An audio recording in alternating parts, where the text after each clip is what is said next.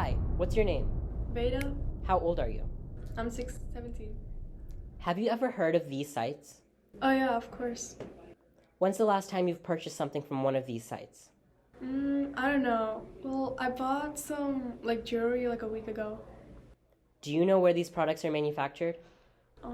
Wisconsin or something.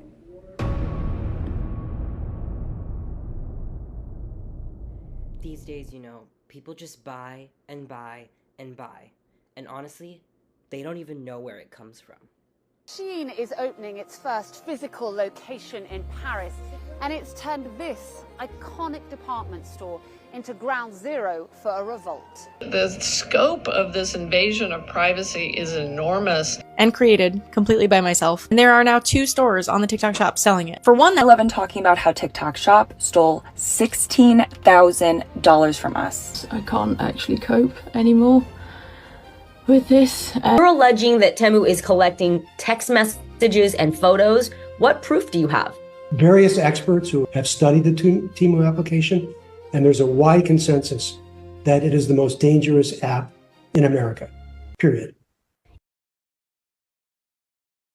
Currently, Americans are spending an average of $15.2 billion per year on Shein alone. And that's just one example. First off, it does nothing for our aggregate demand and therefore gross domestic production. Imported goods are subtracted from the gross domestic product, so even though consumption does increase when US citizens purchase from these foreign websites, the net effect is really zero. Shein is the fastest growing fast fashion brand on the planet. I'm here with the Shein haul, selling cheap clothes in every colour, size and design. You can't finish Shein like you can't finish TikTok. From the point of view of marketing, they have absolutely nailed it. Shein have taken the fast fashion model of producing clothes and put it on steroids. With the surplus of imports occurring in the US recently, our imports have had no choice but to reach a deficit. In simple terms, the more money we spend on foreign goods, the less we have to spend on goods we manufacture. The trade deficit grows.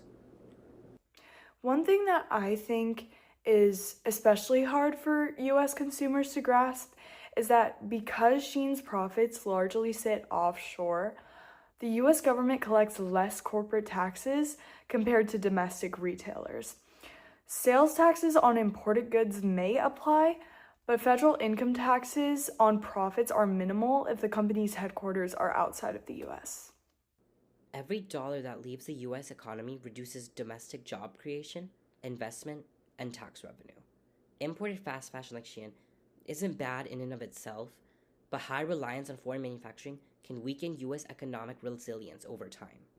To a certain extent as well, these foreign companies can cause issues locally when they rip off small businesses or outcompete our domestic US businesses in regards to price, because their production costs are so low that this revenue is a loss for us. On September 22nd, 2025, Wesley M. Griffith, a business owner, took Shein to court for fraudulent copyright. This class action seeks to hold Shein, a Chinese-owned e-commerce conglomerate with annual revenue of over $30 billion, responsible for its intentional, strategic, and systematic infringement of copyrights held by American artists.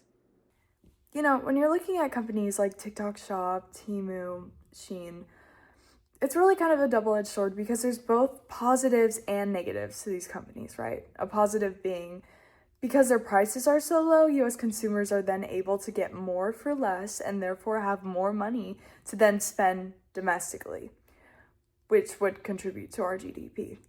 However, a consumer has to ask themselves, how are they getting these prices so low? And really, the root cause of low prices is cutting production costs. But the issue lies in the fact that they're doing it inhumanely. You know, they're using child labor, they're creating unsafe work conditions. And really, I think at some point, US consumers have to ask themselves if it's really worth spending their money on these websites if it means supporting those things. How much spending is too much? Well, essentially, if US consumers started favoring ordering from these websites and favoring ordering foreignly rather than buying from domestic manufacturers, then that would be a problem.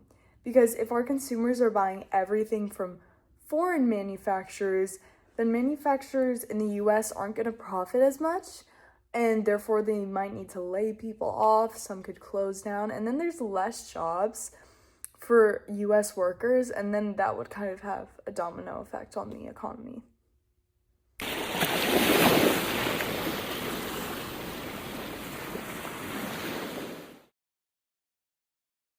Look at where we're at right now.